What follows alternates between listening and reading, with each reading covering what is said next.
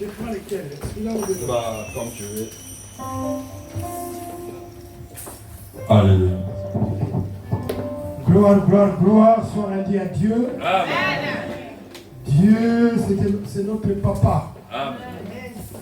Il nous aime. Amen. Il connaît déjà les projets qu'il a formés sur nous. Amen. Il connaît déjà, dès que nous étions encore dans les ventres de nos mères, si nous lisons le psaume 139, nous comprendrons ce que Dieu a dit. Il nous connaissait déjà. Même les jours qui nous sont destinés, Dieu il les connaît. Même cette journée pour que je sois là, Dieu les connaissait déjà. Amen. Avec Dieu, il n'y a pas de hasard. Amen. Vraiment, comme papa vient de dire, l'église en question, c'est Centre de renouveau chrétien. C'était à Villemomble, avant, à l'époque on était à Villemomble. Après, la salle est devenue trop petite, on faisait 3 kilts à Villemomble. On s'est dit qu'on t'a mieux de louer une grande salle. On a loué une grande salle à Clichy-sous-Bois, la salle Fado. On a vécu là-bas pendant, je crois, 4 à 5 ans. Et puis le propriétaire a voulu vendre la salle. Ceci dit qu'on était obligé de quitter la salle. Et là, pour l'instant, nous sommes à Noisy-le-Sec. Par la grâce de Dieu, nous sommes là. Mais vous savez tous que, presque dans toutes les églises, hein, quand il y a des déménagements, il y a aussi les désistements. Il y en a d'autres qui partent, il y en a d'autres qui se retiennent. Voilà, même comptons toujours sur le Seigneur. Il est Dieu. Voilà, alors c'est tout ce que je peux dire pour moi, comme il vient de dire. Dans cette église-là, ça fait... je suis là depuis 1987. Vous faites le calcul. 2025, moins 1987. Ça fait combien? Voilà. 40 ans. Voilà, par la grâce de Dieu, je suis encore là. Amen. Nous sommes que des simples serviteurs. Nous forçons de faire la volonté de Dieu. Amen. Alors, si vous voulez encore, peut-être vous pouvez être curieux. J'étais marié. Je dis bien que j'étais marié. Mais aujourd'hui, je ne suis plus. J'ai 3 enfants, 2 filles, 1 garçon. Mais je suis veuf. Ça fait 4 ans, maman est partie. Et maman, ça dit ma défunte femme, elle connaissait même, ils étaient même dans le même chorale là-bas à Kinshasa. Elle nous a laissés en 2021. Voilà, elle connaissait le Seigneur, elle est dans la gloire. Parce qu'elle est morte dans le Seigneur. Alors elle a oublié toutes les tracasseries de ce monde. C'est nous qui paierons maintenant pour faire face à toutes les préoccupations. Mais ce n'est pas ça que nous allons parler. Nous allons parler de l'homme du milieu. Amen. Nous allons parler de l'homme du milieu. Père éternel, au nom de ton Fils Jésus, je me tiens devant ton peuple. Seigneur, c'est toi qui as prévu ce rendez-vous. C'est un rendez-vous divin. Car toi, tu ne fais jamais des choses au hasard. Si tu crées une situation, c'est pour un but. Seigneur, cette rencontre de ce soir, c'est un rendez-vous divin pour chacun. C'est pour cela que chacun sort d'ici avec quelque chose de nouveau de ta part. Merci parce que c'est toi qui inspires, c'est toi qui m'as inspiré pour apporter ces messages, car tu connais les besoins de ton peuple. Père, je m'abandonne à toi, que Jésus-Christ seul soit glorifié. Que moi je m'efface. Saint-Esprit, glorifie Jésus en ce lieu, que tout soit pour la gloire de Jésus-Christ.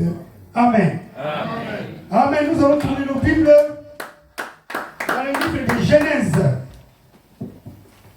Genèse chapitre 18.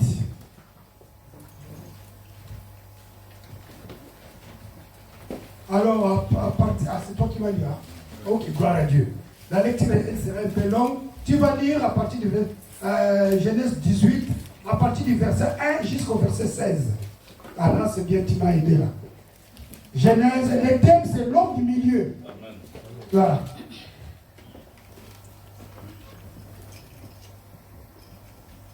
Genèse 18, 1 à 16. Dans un premier temps. Je lis la parole du Seigneur par la grâce de Dieu. Amen. Genèse 18, verset 1 à 16. L'Éternel lui apparut parmi les chaînes de Mamré comme il était assis à l'entrée de sa tente pendant la chaleur du jour. Il leva les yeux et regarda, et voici 3 hommes étaient debout près de lui. Quand il les vit, il courut au-devant d'eux depuis l'entrée de sa tente et se prosterna en terre. Et il dit, Seigneur, si j'ai trouvé grâce à tes yeux, ne passe point, je te prie, loin de ton serviteur. Permettez qu'on apporte un peu d'eau pour vous laver les pieds et reposez-vous sous cette arbre. J'irai prendre un morceau de pain pour fortifier votre cœur, après quoi vous continuerez votre route, car c'est pour cela que vous faites passer de votre serviteur. Ils répondirent, fais comme tu l'as dit. Abraham alla promptement dans sa tente vers Sarah, et il dit, vite 3 mesures de fleurs de farine pétrie et fait des gâteaux. Et Abraham courut à son troupeau, prit un veau tendre et bon, et le donna à un serviteur qui se hâta de l'apprêter. Il prit encore de la crème et du lait avec le veau qu'on avait apprêté, et il les mit devant eux. Il se tint lui-même à leur côté sur l'arbre, et ils mangèrent. Alors ils lui dirent, où est Sarah ta femme? Ils répondirent, elle est là dans la tente. L'un d'entre eux dit, je reviendrai vers toi à cette même époque, et voici Sarah, ta femme, aura un fils. Sarah écoutait à l'entrée de la tente qui était derrière lui. Abraham et Sarah étaient vieux, avancés et en âge, et Sarah ne pouvait plus espérer avoir des enfants. Elle rit en elle-même en disant, maintenant que je suis vieille, aurais-je encore des désirs? Mon Seigneur aussi est vieux. L'Éternel dit à Abraham, pourquoi donc Sarah a-t-elle ri, en disant, est-ce que vraiment j'aurai un enfant, moi qui suis vieille? Y a-t-il rien qui soit étonnant de la part de l'Éternel? Au temps fixé, je reviendrai vers toi à cette même époque, et Sarah aura un fils. Sarah mentit en disant, je n'ai pas ri, car elle eut peur. Mais il dit au contraire, tu as ri. Ces hommes se levèrent pour partir, et ils regardèrent du côté de Sodome. Abraham alla avec eux pour les accompagner. Ok, tu lis maintenant le verset 33. Juste le verset 33.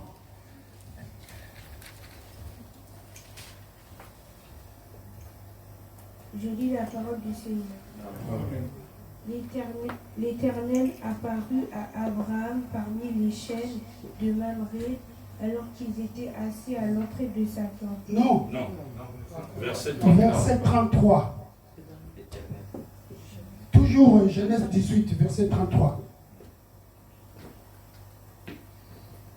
L'Éternel s'en alla. L'Éternel s'en alla lorsqu'il eut achevé de parler à Abraham, et Abraham retourna dans sa demeure. Alors, la dernière lecture, c'est Genèse 19, verset 1. Juste le verset 1. La suite. Tu lis la suite. Les 2 anges. 19, verset 1. Les 2 anges. Tu n'as pas trouvé? Bon, je lis vite fait. Les 2 anges. Bon, je reprends d'abord le verset 33. L'Éternel s'en alla lorsqu'il eut achevé de parler à Abraham. Et Abraham retourna dans sa demeure. Le 19, 1. Les 2 anges. Oui, tu peux lire. Tu as trouvé? Oui, les 2 anges arrivèrent à Sodome sur le soir, et Lot était assis à la porte de Sodome. Quand Lot les vit, il se leva pour aller au devant. Ok, bon, c'est bon, merci. On peut s'asseoir. Gloire soit rendue à Dieu. Merci. Voilà. La lecture était un peu longue, mais il faut pour que nous comprenions bien l'essence. Voilà, c'était Abraham et sa femme Sarah. Ils étaient déjà avancés en âge. J'imagine qu'il faisait chaud. Abraham, il était assis dehors de sa maison, à côté de la porte de sa maison. Et sa femme était dans la maison. Tout d'un coup, Abraham, il a remarqué 3 hommes devant lui. Abraham, il a couru pour les accueillir. Il les a appelés, il les a invités de venir chez lui. Et ces hommes ont accepté.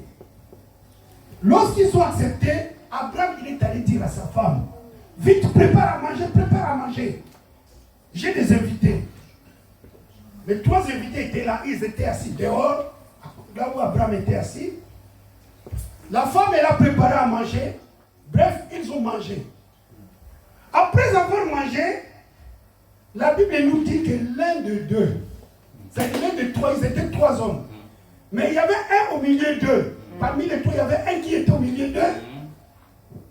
Au verset 10, il dit, l'un d'entre eux dit, je reviendrai vers toi à cette même époque.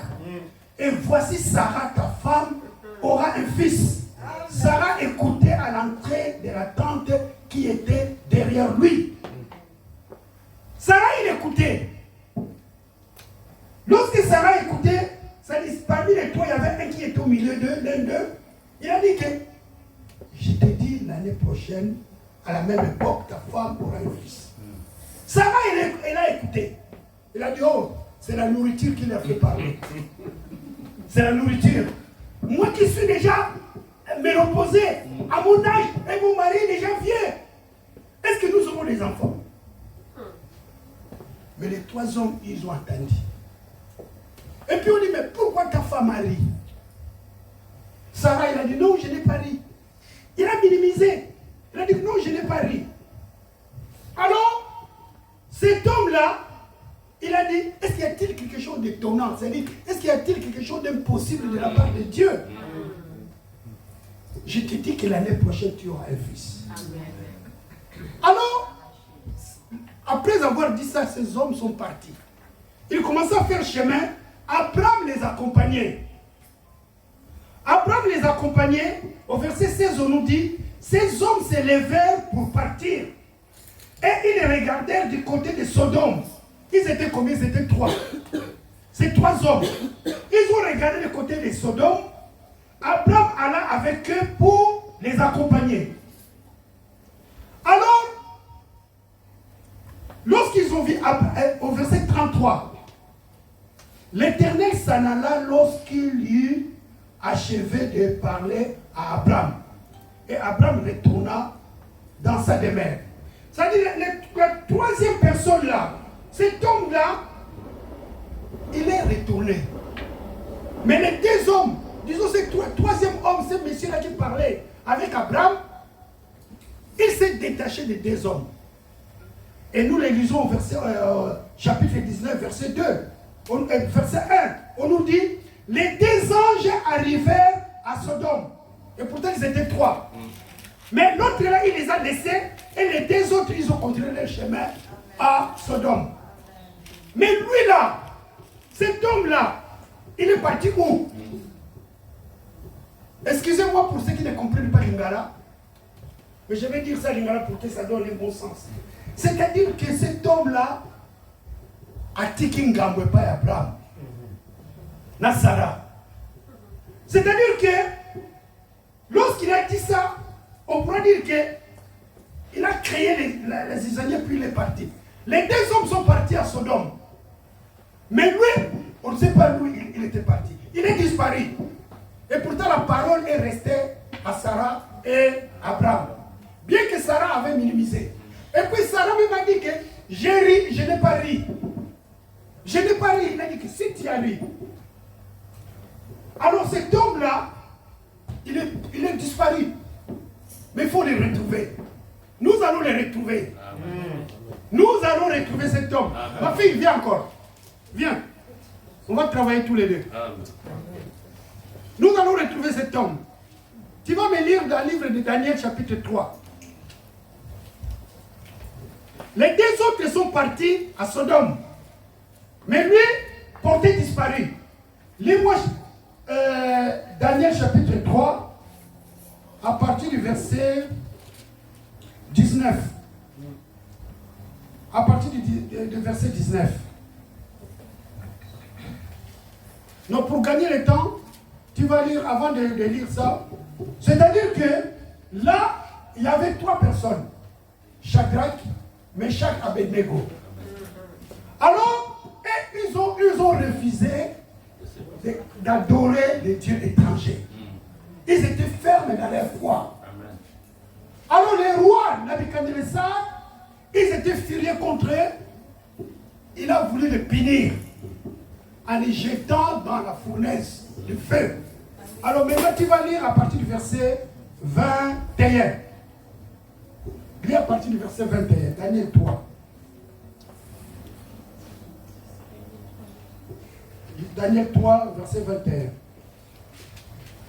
J'ai lu la parole du Seigneur. Amen. Ces hommes furent liés avec leurs caleçons, leurs tuniques, leurs manteaux et leurs autres vêtements, et jetés au milieu de la fournaise ardente. Amen. Continue jusqu'au verset 25. Comme l'ordre du roi était sévère et que la fournaise était extraordinairement chauffée, la flamme tua les hommes qui avaient jeté Shadrach, Meshach et Abednego.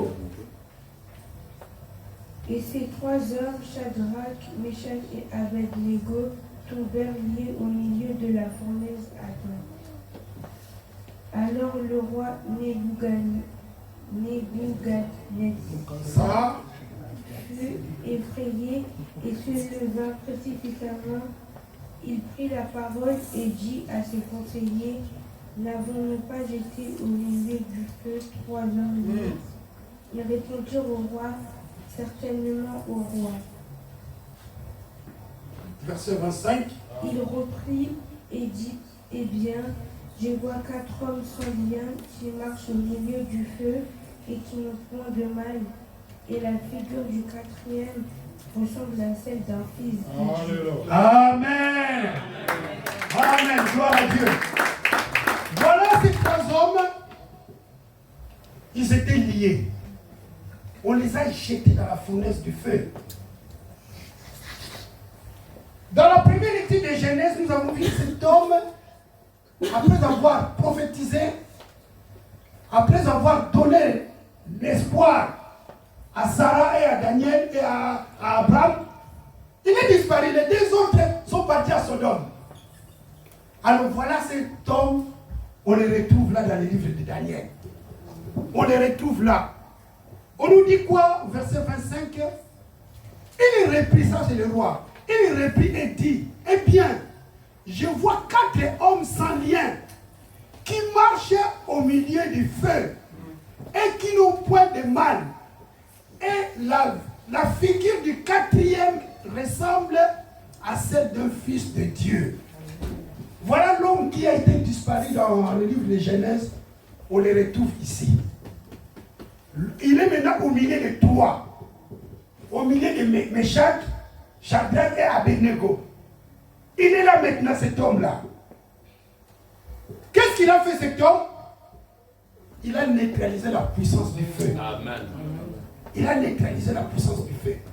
Et les 3 hommes, ils sont sortis sains et saufs. Mais qui est cet homme? Viens encore, ma soeur, ma fille. Qui est cet homme? Dans Genèse, il a dit à Abraham que vous aurez un fils. Et pourtant, Abraham, pour l'homme, on dit andrométrose. Non, pardon. Bon, pour la femme, c'est ménopause. Andropause, oui, l'homme, c'est andropause. Ménopause pour la femme. C'est-à-dire impossible d'avoir des enfants. Et dans Daniel, ils étaient dans une situation difficile, plongés dans le feu. Cet homme, il a anéanti la puissance du feu. Et quel est cet homme? Et qui est cet homme? Nous allons voir dans Luc chapitre 23. Vas-y dans Luc chapitre 23. Cet homme du milieu. Le thème de ce message, c'est l'homme du milieu. Luc chapitre 23. Tu as trouvé?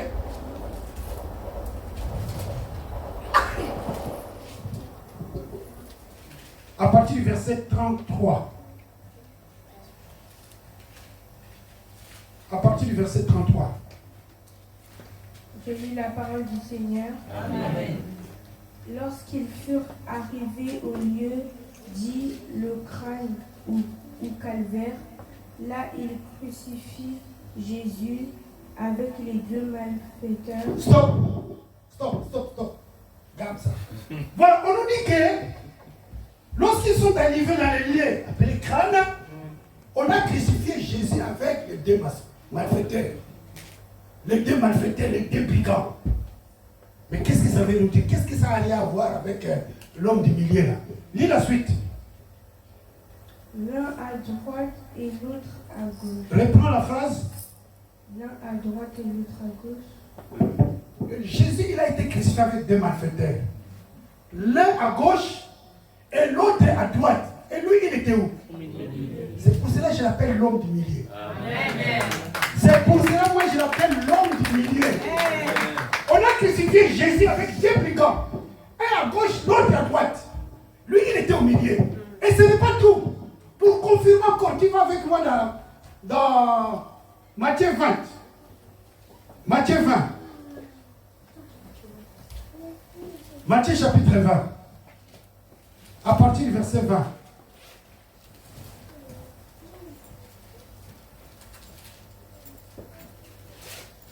Matthieu chapitre 20, verset 20 à 21.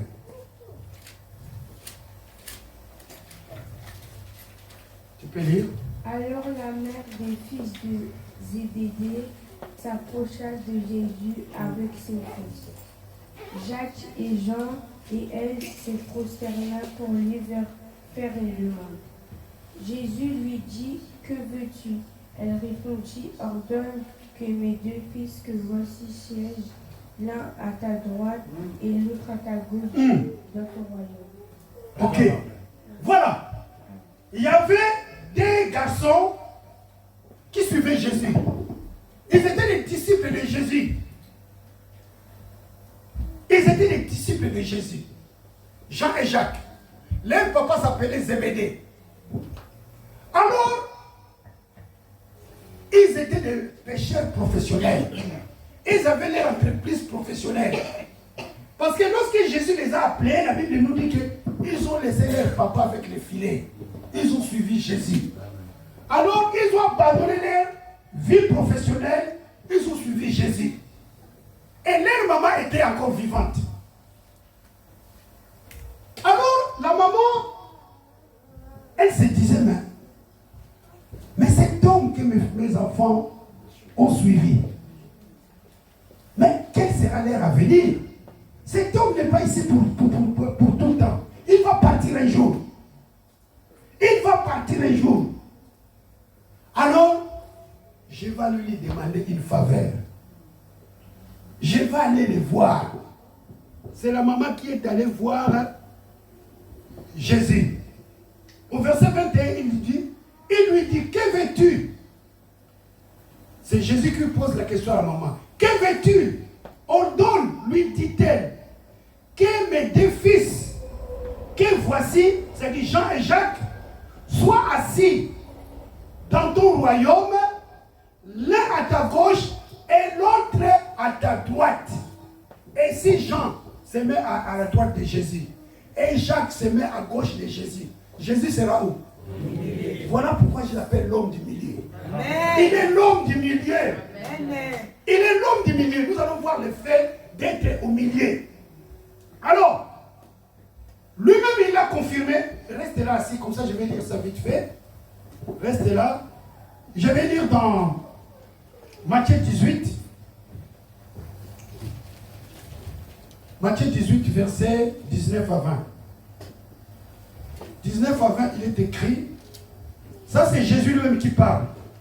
Je vous dis encore que si deux d'entre vous s'accordent sur la terre pour demander une chose quelconque, elle leur sera accordée par mon Père qui est dans les cieux. Écoutez le verset 20. Car là où deux ou trois sont assemblés à mon nom, je suis au milieu d'eux. Alors, lui-même, il confirme qu'il est l'homme du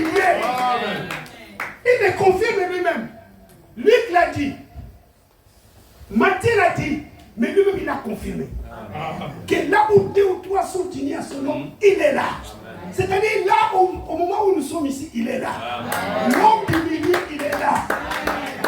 Et quand l'homme du milieu est là, qu'est-ce qu'il y a? Voyons voir la dernière lecture dans Jean chapitre 20. Reste assis comme ça, je vais lire vite fait. Jean chapitre 20, verset 19. Jean chapitre 20, verset 19, il est écrit: les soirs de ces jours, qui étaient les premiers de la semaine, les portes du lieu où se trouvaient les disciples étaient fermées à cause de la crainte qu'ils avaient des Juifs. Jésus vient, se présenta au milieu d'eux et leur dit: la paix soit avec vous. Amen. Je vais lire le verset 26 aussi. Verset 26. 8 jours après, les disciples de Jésus étaient de nouveau dans la maison.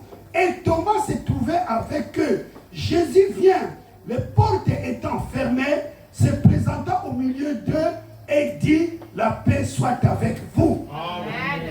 Voilà, quand l'homme du milieu est là, la première chose d'abord, il laisse la paix. Amen. Il laisse la paix. Quand l'homme du milieu est dans ta vie, il vit en toi, il te donne d'abord la paix du cœur. Yes. Alléluia. Et puis l'homme du milieu, lorsqu'il a visité Abraham et Sarah, humainement parlant, Sarah ne pouvait pas avoir d'enfant. Et la stérilité, médicalement parlant, c'est une maladie. C'est pour ça que ça se soigne. Alors, l'homme du milieu, lorsqu'il a visité Sarah et Abraham, qu'est-ce qu'il a fait? Il a guéri Sarah. Amen. Il a guéri Sarah de sa stérilité.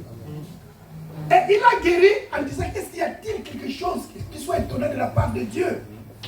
C'est-à-dire qu'avec Dieu, aucune maladie n'est au-dessus de lui. Amen. Avec l'homme du milieu, il guérit toute maladie. Amen. La stérilité, c'était une maladie. Parce que ça se soigne médicalement. Alors, mais Jésus, il a guéri Sarah. Et ce n'est pas tout. Après, il l'a béni en lui donnant un fils. La bénédiction, c'est-à-dire quand l'homme du milieu est là, il apporte aussi la bénédiction. L'homme du milieu que je vous parle, c'est Jésus-Christ. C'est lui. Il a guéri Sarah de sa maladie et il l'a béni. C'est pour cela, mon frère, ma soeur, il faut que tu réalises, même si tu es malade, réalise que tant que l'homme du milieu est avec toi, c'est lui qui a les derniers mots. Alléluia. C'est lui qui a les derniers mots. Et la bénédiction, c'est sa bénédiction qui enrichit. Amen. La Bible le dit, elle se fait suivre d'aucun chagrin. La bénédiction de Dieu surpasse toute chose. Cherche que Dieu te bénisse. Cherche ta bénédiction auprès de Dieu, pas auprès des hommes. Cherche ta bénédiction auprès de Dieu.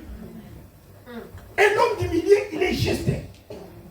Il a vu comment Abraham s'est débattu pour les accueillir. Il les a nourris. Il a dit que non, nous ne pouvons pas partir comme ça. Tant que tu sers Dieu, tant que tu honores Dieu, attends-toi à un miracle de Dieu. Attends-toi à la visitation de Dieu. Et quand Dieu dit sa parole, même si tu l'as minimisé, mais comme ça vient de Dieu, ça va s'accomplir. Notre papa il fait le témoin lorsqu'on lui avait donné la prophétie là. C'était rentré là, c'est sorti là. Il avait pris ça à la légère. Mais comme ça venait de Dieu, ça doit s'accomplir. Ça s'est accompli. Et voilà, aujourd'hui nous sommes là. Parce que l'homme du milieu l'avait déjà planifié. Alors, toi qui es l'homme du milieu, ne désespère pas. Quelle que soit la situation. L'homme du milieu n'intervient pas seulement pour la maladie.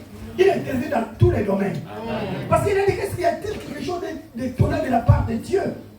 Même les problèmes administratifs, même les problèmes affectifs, l'homme du milieu, il est là pour donner la solution. Alors, l'homme du milieu, il a laissé Sarah et Abraham, il est allé vers Meshach et Abednego. Ils étaient dans la fournaise. Ils étaient dans une situation difficile, désespérée. On les a jetés dans le trou de feu. Mais l'homme du milieu, nous l'appelons aussi le feu dévorant. Il est venu secourir ses fidèles. Notre secours vient de l'Éternel. Alléluia. Notre secours, nous devons attendre notre secours vers l'Éternel. C'est pour ça que David a dit, je lève mes yeux vers l'Éternel, d'où me viendra le secours. Mais chaque Abédnego et Shadrach, ils ont levé leurs yeux que vers l'Éternel. C'est-à-dire que dans la situation où tu es en train de traverser, je ne sais pas dans quel domaine, mais lève les yeux vers l'homme du milieu. Il est là. L'homme du milieu, il est là présent. Il les a libérés.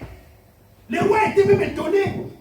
Ce que Dieu peut faire de toi, en toi, les gens peuvent être étonnés. Notre Dieu, c'est un Dieu qui nous surprend. Attends-toi à être visité par Dieu. Ça dit, mais sois ferme, parce que Meshach, Abednego et Shadrach, ils étaient fermes dans leur foi. Ils étaient fermes. Ils n'ont pas renié leur foi. Je me rappelle, parce que moi je me suis converti à Kinshasa, j'avais fait seulement 3 mois après ma conversion, je suis venu en Europe. C'est-à-dire ma vie chrétienne, je l'ai vécue ici, j'ai grandi, j'ai expérimenté ma vie chrétienne ici, en France. Alors, et moi je suis toujours contre, pour ceux qui disent qu'en Europe c'est le cimetière des chrétiens, non. Ce n'est pas vrai. Il y a des chrétiens qui marchent avec Dieu en Europe. Amen. Il y a des chrétiens qui servent Dieu avec honnêteté, avec crainte et tremblement. Il y en a. Alors, les frères qui m'avaient fait annoncer Jésus en Afrique, lorsque je voulais venir la veille, il est venu me dire au revoir. Il m'a dit que demain tu vas prendre l'avion pour partir en Europe. Précisément en France. Mais, retiens ce que je vais te dire. Là, tu vas changer le continent, parce que tu quittes l'Afrique pour aller en Europe. Tu vas changer le pays, c'est que tu quittes les Zaïre pour aller en France. Et tu vas changer les milieux aussi. Tu auras d'autres camarades. Mais retiens une chose, que les changements du milieu ne soient pas les changements de ta foi. Amen. Que les changements du milieu ne soient pas les changements de ta foi. Combien nous voyons les chrétiens, quand les chrétiens en Europe, quand ils vont en Afrique, ils voient que personne ne me connaît ici, ils détournent la foi. Même ceux qui sont en Afrique, lorsqu'ils viennent en Europe dans un milieu, ils disent que personne ne me connaît ici, ils abandonnent la foi. Mais Meshach, Abednego et Shadrach, ils ont tenu ferme. Amen. Voilà comment Dieu les a secourus. Tiens ferme avec ta foi. Que les changements du milieu ne soient pas les changements de ta foi. Amen. Même quand tu pars en vacances, quelque part, même si même tu pars au travail, tu es dans un milieu de païens, des gens qui ne prient pas. Mais toi, garde ta foi. Yes. Garde ta foi. Amen. Je me rappelle, il y avait un frère qui était zélé à l'église. Et il était zélé. Dans son travail, on le connaissait que c'était un chrétien. Alors, un jour, son collègue de travail lui a demandé, mais dis-moi, toi, depuis que tu as commencé à prier ton Jésus, qu'est-ce que tu as gagné? Qu'est-ce que tu as gagné depuis que tu nous parles de Jésus? Tu as gagné quoi? Il était calme et puis le Saint-Esprit l'a soufflé. Il a dit que le frère, le monsieur, son collègue lui a dit, le chrétien lui a dit que depuis que j'ai commencé à servir Jésus, je n'ai rien gagné, mais j'ai perdu beaucoup. Ah bon? Tu as perdu beaucoup, mais pourquoi tu le suis? Pourquoi tu le suis? Qu'est-ce que tu as perdu? Il a dit, j'ai perdu la cigarette, j'ai perdu la publicité, j'ai perdu l'alcool, j'ai perdu les vols, et ainsi de suite. Il a dit, ah bon? Ça dit, moi si je suis ton Jésus, là, je vais perdre aussi la goût de la cigarette. Il a dit, mais oui, mais si c'est comme ça, je vais te suivre. Voilà. Que les changements de milieu ne soient pas les changements de ta foi. Ici à l'église, tu es Seigneur. Demain tu vas aller au travail. Demain tu vas aller à l'école. Reste toujours enfant de Dieu. Reste toujours que tu es le porté de l'homme du milieu. L'homme du milieu est avec toi. Alors l'homme du milieu, il a intervenu, il a béni, il a guéri Sarah. Il a béni Sarah, lui donner un fils Isaac. Il a délivré Meshach, Shadrach et Abednego. Et puis, les Juifs et les Romains, ils ont fait une erreur grave. Moi, j'appelle ça une erreur grave. Ils ont condamné Jésus parce que c'était prévu, il fallait qu'ils passent par là. Mais l'erreur qu'ils ont fait, ils ont condamné Jésus avec les 2 brigands. Il fallait qu'ils condamnent Jésus. Ce n'est pas vraiment ça. Mais ils ont fait quoi?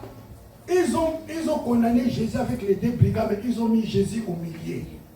Il fallait qu'ils mettent Jésus à l'écart, au coin. Mais ils l'ont mis au milieu. Et pourtant, ces 2 hommes-là, c'était des brigands. C'était des voleurs. C'était des gens de mauvaise vie. Et l'autre, il a regardé Jésus commencer à dire n'importe quoi. Et Jésus était au milieu. Alors l'autre, il a dit à son ami, mais tais-toi. Nous, si nous souffrons, c'est à cause de nos fautes. C'est normal, mais lui, il n'a rien fait. Nous sommes des pécheurs. Mais lui, il n'a rien fait, mais il subit la même chose que nous. Après, il s'est tourné vers Jésus en disant que Seigneur, souviens-toi de moi. Et lui, Jésus, qu'est-ce qu'il lui a dit? Je te l'ai dit, aujourd'hui même, tu seras avec moi au paradis. Amen. Voilà l'homme du milieu, il a sauvé quelqu'un de justesse. Amen. Il a sauvé quelqu'un de l'enfer. L'homme du milieu, Jésus, quand il est au milieu, il est là pour sauver. Amen. Comme il est avec nous ici, il est là pour nous sauver. Amen. Il est là pour ça. Nous sommes des pécheurs. La Bible dit tous ont péché et sont privés de la gloire de Dieu. Mais la grâce est venue par l'homme du milieu. Cela veut dire que comme nous sommes là, Jésus est prêt aussi pour te sauver. Il suffit que tu le connaisses si tu ne l'as pas encore accepté. Parce que ce voleur-là, il a accepté Jésus. Il a reconnu que Jésus n'avait rien fait. Il a reconnu que Jésus était quelqu'un de son royaume. Souviens-toi de moi lorsque tu seras dans ton royaume. Et Jésus lui a dit, je te l'ai dit aujourd'hui même. La première personne qui est montée au paradis, c'est les voleurs. C'est les voleurs. Alors mon frère, ma soeur, tant que tu es encore vivant aujourd'hui, ne désespère pas. Même si tu as fait le péché hier, même avant de venir, Jésus est là pour te pardonner. Il suffit que tu reconnaisses. Et Jésus est là pour te pardonner. Alors l'homme du milieu, il a sauvé cet homme. Sois béni, maman. Sois béni. Que Dieu te bénisse. L'homme du milieu, il a guéri ses brigands. Et maintenant, il y a quelqu'un d'autre qui arrive. La femme de Zébédée. La femme, ouais, ça c'était avant, hein, ça c'était avant que Jésus soit crucifié. Alors, la femme de Zébédée, il vient et dit que mais mes enfants, ils avaient des professions. Ils travaillaient bien, gagnaient leur pain, mais depuis qu'il suit cet homme-là, et puis cet homme-là, bientôt, il va partir, hein, parce qu'il nous dit tout le temps qu'il va partir. Mais lorsqu'il va partir, quels deviendront mes enfants? Alors il faut que j'aille le voir. La maman, il est parti en disant, permets que mes enfants que voici, que l'un soit à ta gauche et l'autre à ta droite. Que toi tu sois au milieu d'eux lorsque tu seras dans ton royaume. La maman, qu'est-ce qu'elle a visé? Elle a visé l'avenir. Elle a visé l'avenir. Il faut que nous visons notre avenir en Jésus-Christ. C'est Jésus celle qui tient notre avenir. C'est lui celle qui connaît le lendemain. C'est lui celle qui connaît ce qui peut arriver demain ou après-demain. L'homme du milieu, il est là. Nous voyons, nous connaissons ce que nous avons vécu dans le passé. Nous voyons ce que nous vivons maintenant dans le présent. Mais le futur, nous ne savons pas. Mais l'homme du milieu le sait. C'est pour cela que la maman, elle est allée voir Jésus pour dire que assure l'avenir de mes enfants. Ça dit, ton avenir n'est pas entre les mains de ton mari, ni de ta femme, ni de tes parents, mais entre les mains de Jésus. L'homme du milieu, c'est lui. Nous devons lui faire confiance. Parce que là où il y a Jésus, il y a de l'espoir. Ne désespère pas. Ne désespère pas. Dans nos prières, nous qui sommes des parents, dans nos prières personnelles, prions pour nos enfants. Seigneur, prends soin de mes enfants. Amen. Prends soin d'eux. Peut-être un jour je ne serai pas là. Seigneur, je te le confie. Amen. Prends soin d'eux. Même si je serai là, mais je ne peux pas les gérer. Lorsqu'ils vont sortir à l'école, moi je ne serai pas là. Lorsqu'ils vont commencer à travailler, je ne serai pas là. Mais toi, tu seras là. Toi, l'homme du milieu, prends soin d'eux. Il faut que nous pensions toujours à l'homme du milieu. Il est là, il est vivant. Alors, l'homme du milieu, les disciples étaient là. Ils avaient peur parce qu'il y avait la persécution, tout ça. Tout d'un coup, les portes étaient fermées. Tout d'un coup, Jésus apparaît au milieu d'eux. Et puis, qu'est-ce qu'il leur dit? Que la paix soit avec vous. La paix que nous avons besoin, c'est la paix de Dieu. C'est la paix de Dieu qui nous relève. Jésus lui a dit que je vous laisse la paix que le monde ne peut pas donner. C'est la paix qui vient de Dieu que nous avons besoin. Même si tu es tourmenté dans des problèmes, dans des difficultés, dans des épreuves, demande Seigneur, toi qui es le prince de la paix, donne-moi ta paix. La paix qui surpasse toute intelligence. Et cette paix-là, ça va te relever, ça va te motiver, ça va te donner encore la force et le goût de continuer à suivre Dieu. De continuer à proclamer encore que Dieu est vivant. Moi, lorsque ma défunte femme me parle, je ne dirai pas ma femme parce qu'elle n'est plus ma femme. Mais si je la vois là, je vais fuir. Il n'y a plus de relation. C'est pour ça que je veux dire que ma défunte. Voilà. Lorsqu'elle était partie, c'était un temps difficile. Et ce n'était pas tout. Elle était partie en février 2021. Et en avril 2021, à l'espace de 2 mois, mon petit frère qui habitait à Villemomble, lui aussi il est décédé. Quel choc! En plus, lorsque ma défunte elle est partie, mon petit frère venait me voir tout le temps. Moi je comptais maintenant sur lui. Mais 2 mois après, il est parti. C'était quel choc, quel abattement. Mais l'homme du milieu était là. L'homme du milieu qui m'a relevé. Il a relevé les enfants aussi. Et je continue à les servir. Je continue à proclamer que Dieu est Dieu. Il est tout puissant. L'homme du milieu est vrai. L'homme du milieu est réel. Il est vivant. L'homme du milieu, il donne la paix. Et puis il a dit que si 2 ou 3 sont unis à son nom, il est là. Et si vous demandez quelque chose à mon nom, je vous le donnerai. Parce que lui-même, il sera là. C'est-à-dire que comme nous sommes là, je ne sais pas si nous sommes combien, il est là, Jésus. Quand nous venons à l'église, retenons que l'homme du milieu est là. Si le culte commence à 16h, retenons que l'homme du milieu, il est déjà là à 16h. Quand nous venons peut-être à la répétition de la chorale, ou réunion d'intercession, l'homme du milieu, il est là aussi. Parce que nous faisons pour lui. C'est-à-dire, il est là. Et l'homme du milieu, c'est lui qui crée des relations. C'est lui le maître de la connexion. Parce que si ce n'était pas l'homme du milieu, vous n'allez pas se connaître. Vous n'allez pas se connaître, mais je ne pourrais pas être là. Si je suis là parce qu'il y a l'homme du milieu. Si vous êtes là parce qu'il y a l'homme du milieu. Il est là, il crée des relations. Et ces relations-là, il faut que tu réalises aussi que si un frère ou une sœur t'a fait du mal, avant de réagir, il faut d'abord te poser la question que je l'ai connu comment. Si c'est l'homme du milieu qui est au milieu, il faut l'accuser seulement auprès de l'homme du milieu.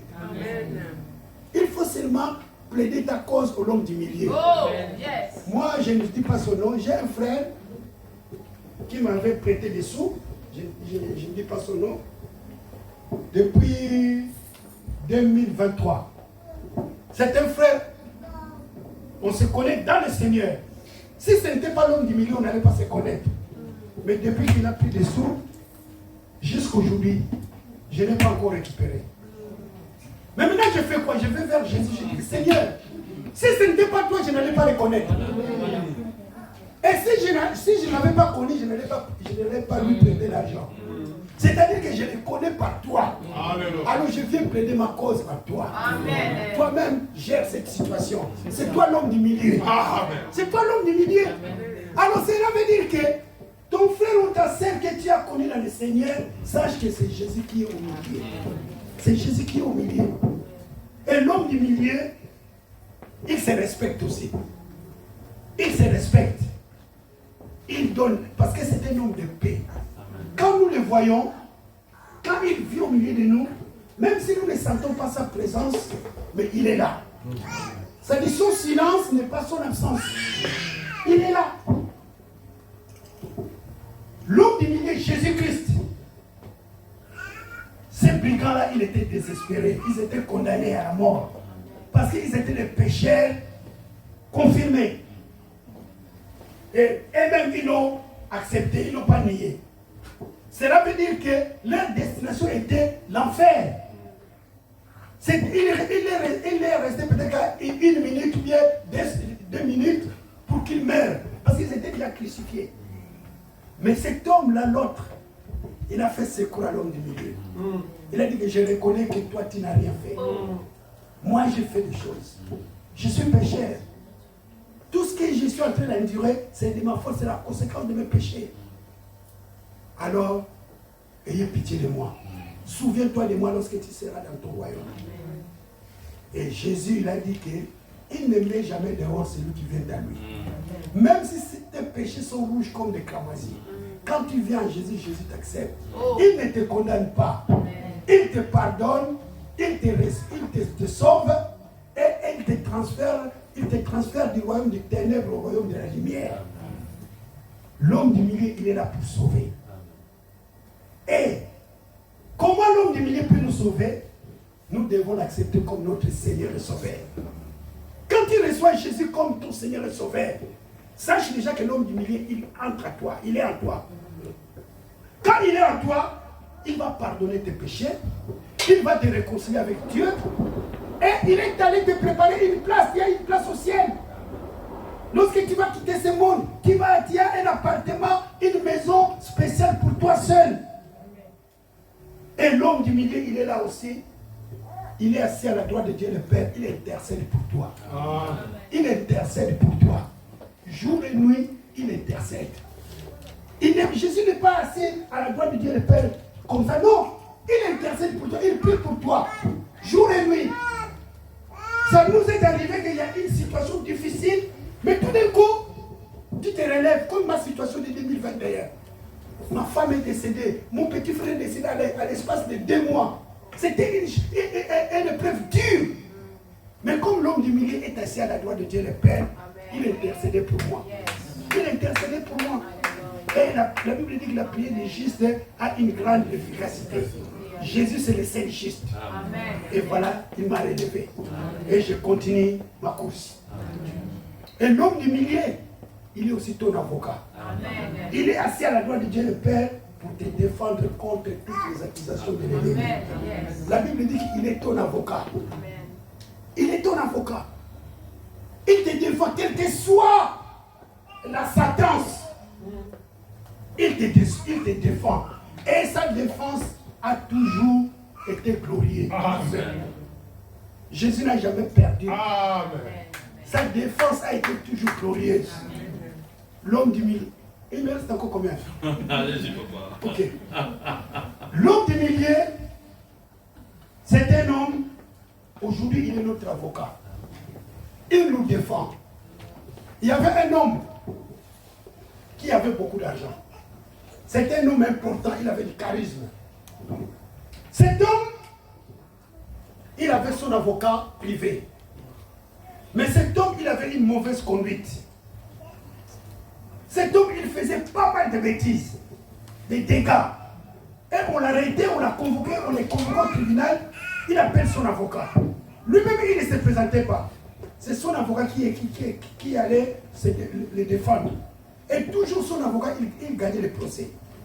Quelle que soit la situation, quelle que soit la chose, son avocat gagnait toujours le procès. Et son avocat lui disait, il faut que tu changes. Faites attention. Parce qu'un jour, je ne serai pas là. Il dit, oh, laisse-moi la leçon de morale. Si tu as besoin que j'augmente l'honoraire, dis-moi, je vais augmenter tes honoraires. Mais ne me donne pas la leçon de morale. Contente-toi de ce que je te donne. L'avocat dit, bon, moi je te le dis. Après 2 mois, il a fait encore des bêtises. On a convoqué au tribunal de Bobigny. Ah, bon avocat, je suis convoqué la semaine prochaine, j'ai dit, au tribunal de Bobigny. Ah bon, à quelle heure? À 10 h, je serai là. Qu'est-ce que tu as fait? Oh, j'ai fait ça, j'ai fait. L'avocat est parti, il a défendu, il a remporté encore la victoire. L'avocat lui a dit, faites attention, un jour je ne serai pas là. Ainsi de suite. Cet homme, il dit que si tu veux que j'augmente tes honoraires, dis-le-moi. Mais tu n'es pas là pour me donner des leçons de morale. Laisse-moi faire ma vie. Alors un jour, le jour J arriva, il a fait encore des bêtises. Il a appelé son avocat.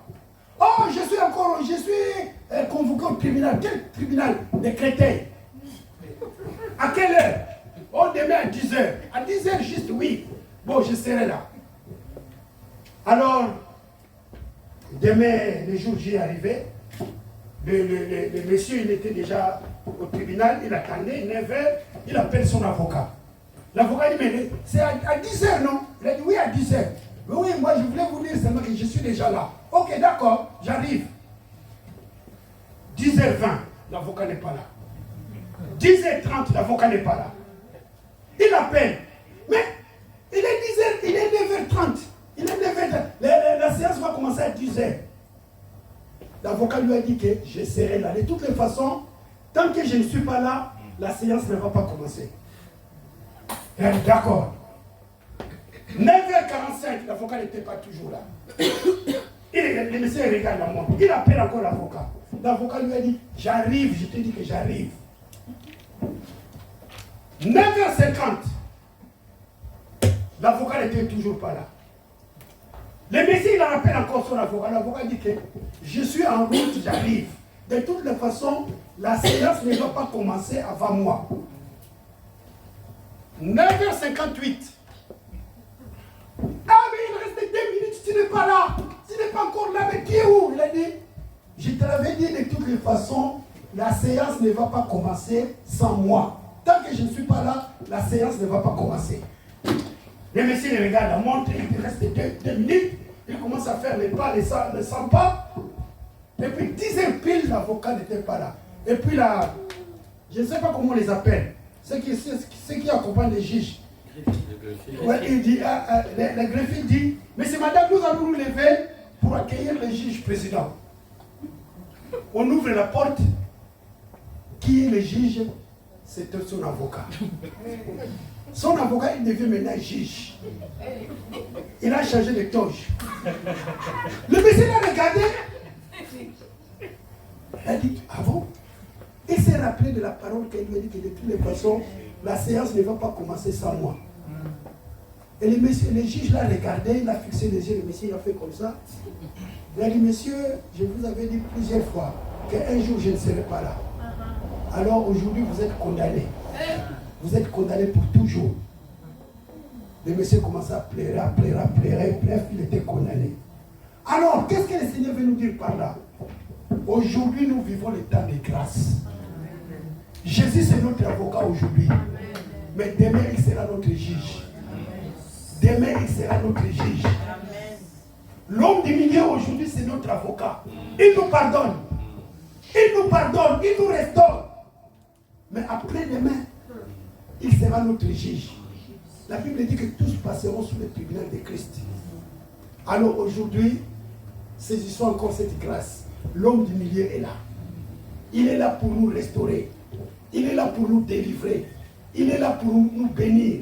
Et il est là pour nous pardonner. Il est là pour nous sauver aussi. L'homme du milieu est là. L'homme du milieu, là où il est, il y a la paix. Il a dit, je vous laisse ma paix. Il est là, l'homme du milieu. Il connaît tes besoins. Il connaît tes souffrances. Il connaissait la souffrance d'Abraham et d'Isaac et de Sarah. C'est pour ça qu'il est allé le visiter. Et Sarah et Abraham qui avaient une bonne relation avec Dieu, il a dit que non, il faut que j'invite ces hommes. Il leur a fait à manger. Si Abraham a dit que oh, ces hommes-là, oh, je les laisse, je ne m'occupe pas d'eux, il allait rater sa bénédiction. Ne néglige pas l'homme du milieu. Amen. Ne néglige pas Jésus. Ne minimise pas Jésus. Jésus, c'est l'homme du milieu, il vient pour nous secourir. Il vient pour nous aider, il vient pour nous délivrer, il vient pour nous bénir, il vient pour nous sauver. Il s'appelle l'homme du milieu, Jésus-Christ. Nous allons fermer nos yeux. Fermons tous nos yeux. Fermons tous nos yeux. L'homme du milieu est là. Lui-même, il avait dit que si 2 ou 3 sont unis à son nom, il est au milieu d'eux. Il est là. Nous avons vu ces brigands. Il était à 2 doigts de la mort. Et sa mort, c'était la condamnation de l'enfer. Mais cet homme-là, il s'est tourné vers Jésus. Il a reconnu sa situation, qu'il est pécheur. Et il a demandé à Jésus de lui sauver. En quelque sorte, dans le langage évangélique, il a accepté Jésus comme son Seigneur et Sauveur. Et Jésus a pardonné toutes ses condamnations. Il a pardonné tous ses péchés. Jésus ne l'a pas jugé. Mais Jésus lui a dit qu'aujourd'hui, tu seras avec moi au paradis. La première personne qui est partie au paradis, c'est ces voleurs-là. Ça dit que Jésus n'est pas venu pour te condamner. Il est venu pour te donner la vie. C'est pour cela que je vais demander dans la salle des yeux fermés. Si tu n'as pas encore donné ta vie à Jésus, si tu n'as pas encore accepté Jésus, je te demande seulement de lever ta main. Après, tu vas baisser ta main. Si tu veux donner ta vie à Jésus. Merci, merci, merci. Tu peux baisser ta main. Qui d'autre encore? Merci, merci. Qui d'autre encore? Lève seulement ta main. Après, tu vas baisser ta main, les yeux fermés. Merci. Merci, même les enfants ont compris. Merci, mon frère. Merci, qui d'autre? Merci, ma soeur. Merci, merci. Lève seulement ta main, comme les autres ont fait. L'homme du milieu est là. Merci. L'homme du milieu est là. Il ne te condamne pas. Au contraire, il te donne la vie éternelle. Il est écrit à tous ceux qui l'ont reçu, il leur a donné le pouvoir de devenir enfant de Dieu. Celui qui a le Fils a la vie. Celui qui n'a pas le Fils n'a pas la vie. Alors toi qui as levé ta main, je vais t'aider. L'homme du milieu est là. Je vais t'aider. Ce n'est pas moi qui suis l'homme du milieu. L'homme du milieu, c'est Jésus-Christ, il est là. Tu vas l'accepter. Tu vas confesser de ta bouche qu'il est ton Seigneur et Sauveur. Comme ce brigand, il avait confessé. Et Jésus lui a donné la vie éternelle. Toi qui as levé ta main, je te demande de te mettre debout. Mets-toi debout là où tu es. Toi qui as levé ta main, mets-toi debout, mon frère, ma soeur. Mets-toi debout. Mets-toi debout. Tu vas accepter Jésus. Allez, venez vers moi. Venez vers moi.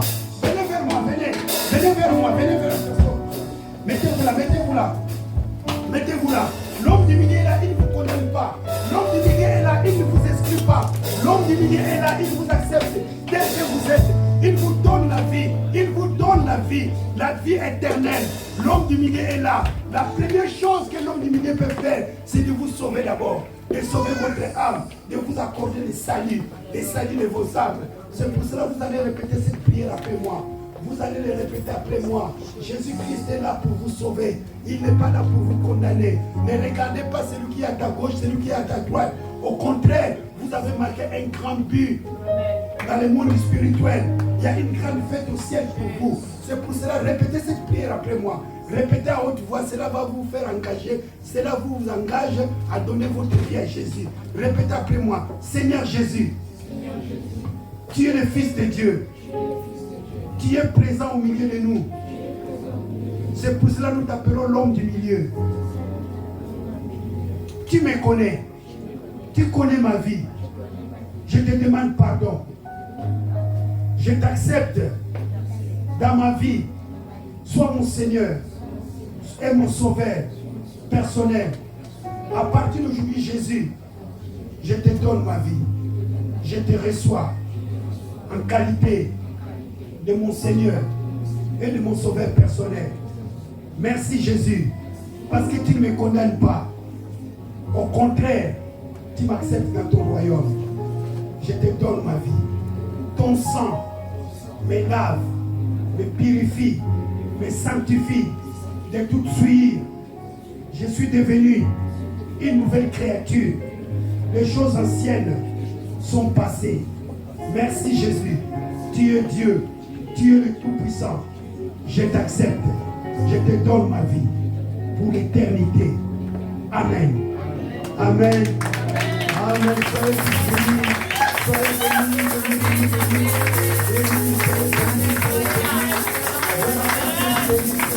Seigneur, je prie pour tes enfants, ton peuple qui viennent de t'accepter. Saint-Esprit, je prie vraiment que tu scelles cet engagement par la présence du sang de Jésus dans leur vie. Que le sang de Jésus soit leur ceinture de sécurité. Que le sang de Jésus soit leur visitation, Seigneur. Que le sang de Jésus soit, Seigneur, le sang qui les lave, qui les purifie. Seigneur Saint-Esprit, prends soin d'eux comme il est écrit. L'Esprit de Dieu dit à notre esprit que nous sommes les enfants de Dieu. Saint-Esprit, rappelle-les toujours qu'aujourd'hui, ils ont reçu dans leur vie l'homme du milieu, à la personne de Jésus-Christ. Merci parce que leur avenir est assuré entre tes mains. Nous te disons merci Jésus. Amen. Amen. Vous pouvez reprendre vos places. Reprenez vos places. Reprenez vos places. Merci. Que Dieu vous bénisse. Que Dieu vous bénisse. Et voilà l'homme du milieu. Il est là. Il n'exclut personne. Il pardonne. Il restaure. Il donne la vie. Aujourd'hui, votre nom est inscrit dans les livres de vie. Votre nom est inscrit dans les livres de vie. Et vous avez une place au ciel. Et votre avenir est entre les mains de Jésus. Comme la femme de Zébédée, il a demandé à Jésus d'assurer l'avenir de ses enfants. Vous aussi, votre avenir est entre les mains de Jésus. Alors, l'homme du milieu, il avait guéri Sarah. Sarah était stérile. Comme nous avons vu, la stérilité, c'est une maladie, médicalement parlant. Mais l'homme du milieu l'a guéri. Il a dit, est-ce qu'il y a-t-il quelque chose d'étonnant de la part de Dieu? Non, il n'y a pas. Aucune maladie n'est au-dessus de Dieu. Aucune maladie ne peut vaincre Dieu. Mais au contraire, Dieu peut vaincre toute maladie. C'est pour ça que si tu as le problème de santé, mets-toi debout là où tu es. Je ne vais pas te faire avancer. Mets-toi debout si tu as le problème de santé, quelle que soit la maladie, et je vais faire une prière globale. Et puis si tu attends aussi une bénédiction, nous avons vu Sarah aussi était bénie. Les enfants, c'est une bénédiction aussi. Les enfants, c'est une bénédiction. Si tu as besoin d'une bénédiction, que ce soit bénédiction dans n'importe quel domaine, administratif, social, professionnel, familial, mets-toi debout là où tu es et je vais faire une prière ensemble. C'est pour cela que je te demande, tu peux te mettre debout là où tu es, quel que soit ton cas. Et l'homme du milieu va prier, et l'homme du milieu va faire. Parce que Jésus, il est au milieu de nous. Jésus, il est au milieu de nous. Il est là, l'homme du milieu est là.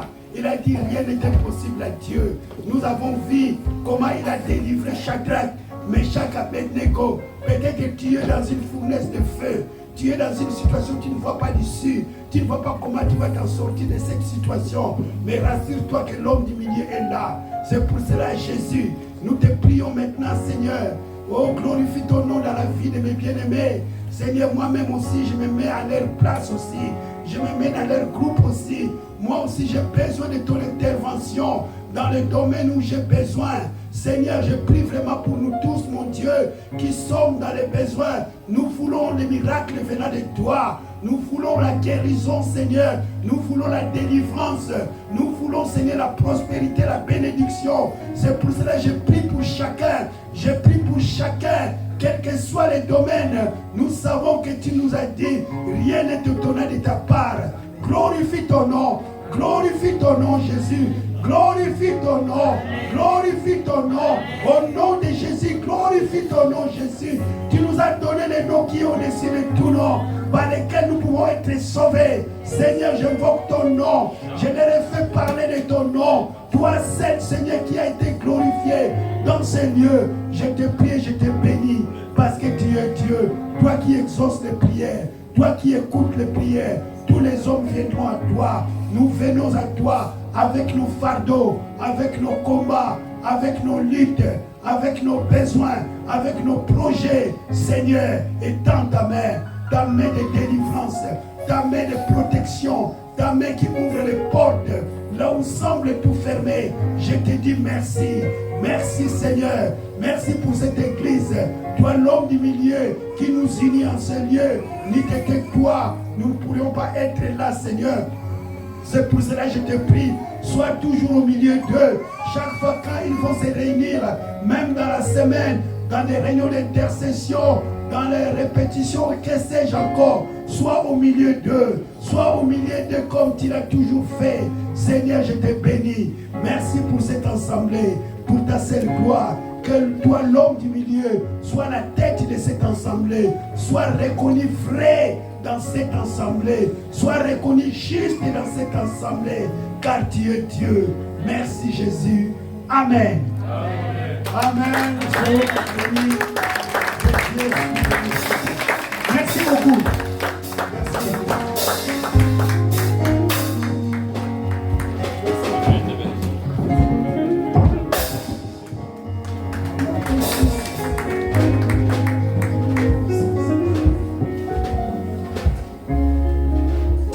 Est-ce qu'on peut acclamer encore?